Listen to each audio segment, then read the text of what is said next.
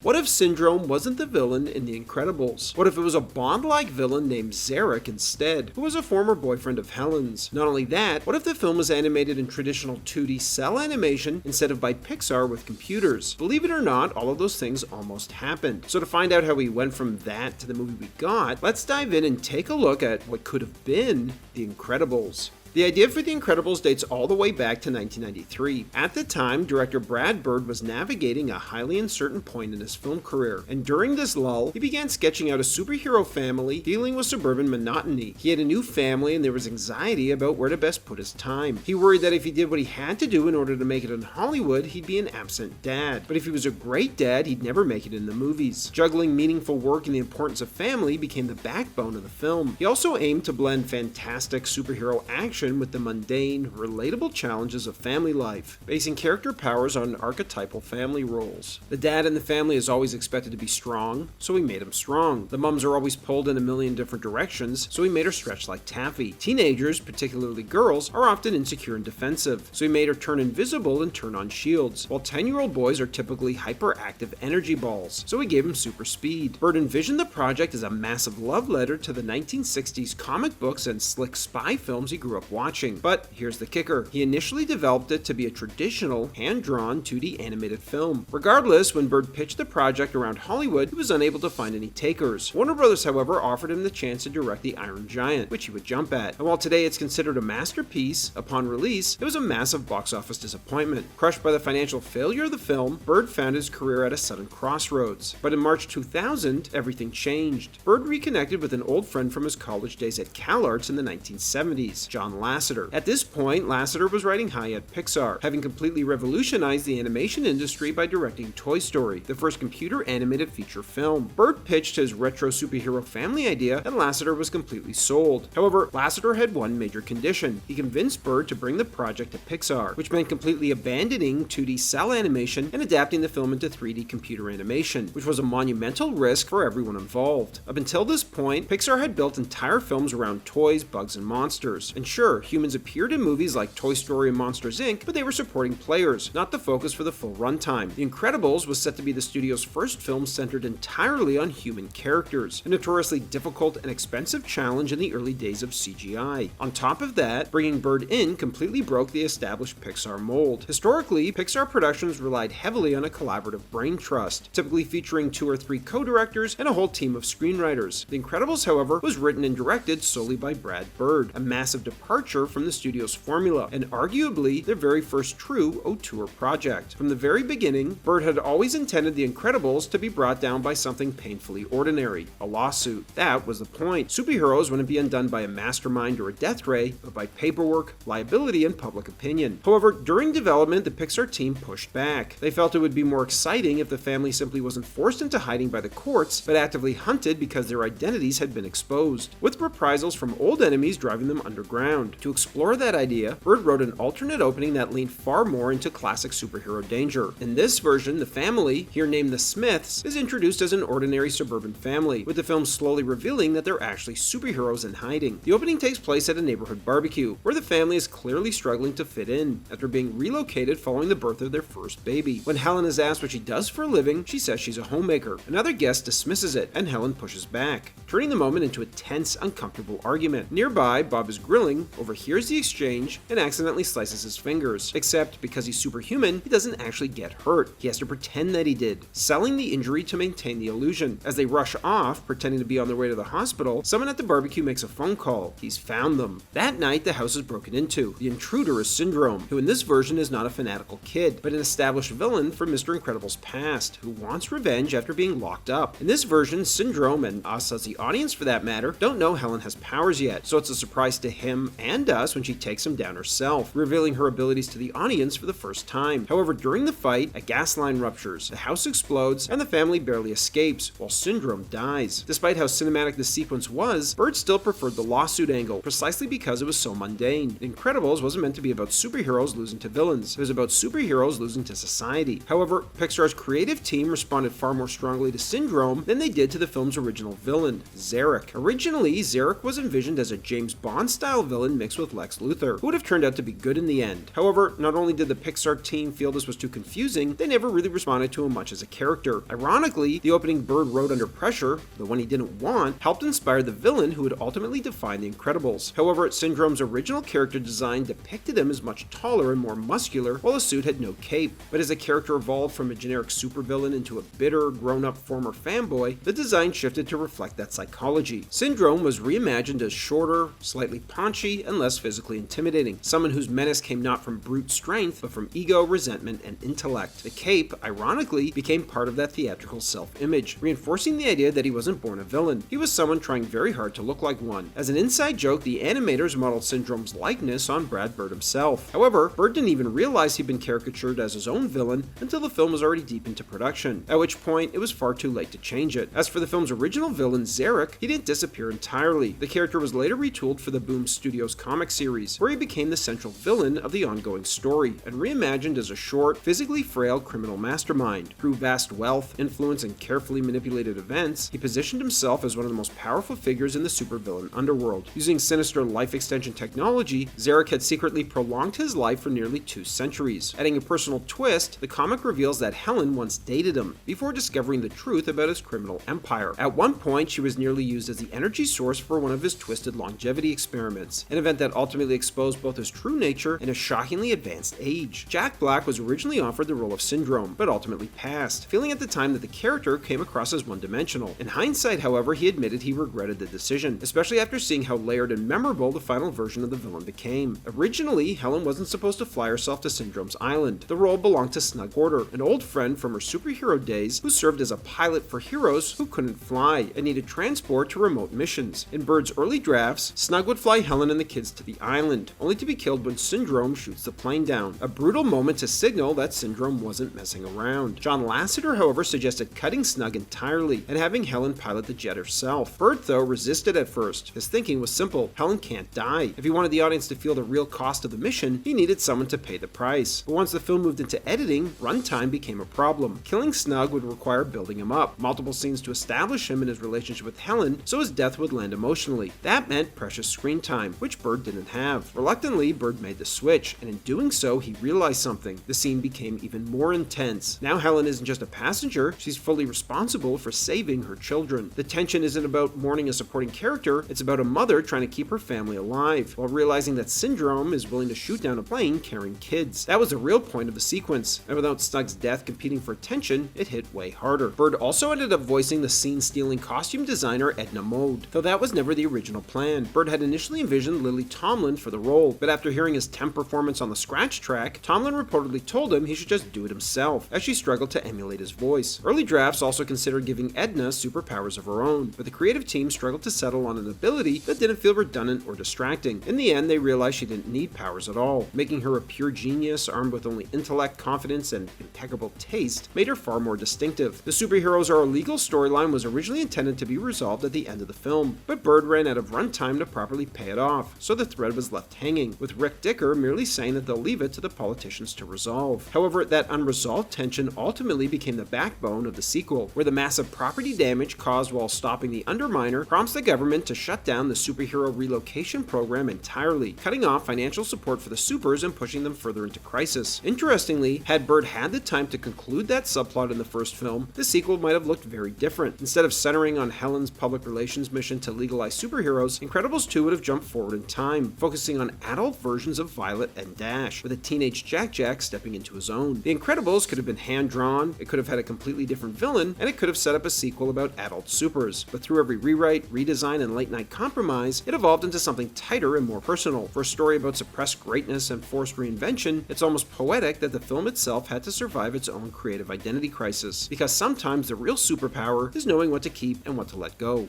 Thanks for watching, everybody, and don't forget to like and subscribe for more of Hollywood's untold stories and unmade movies.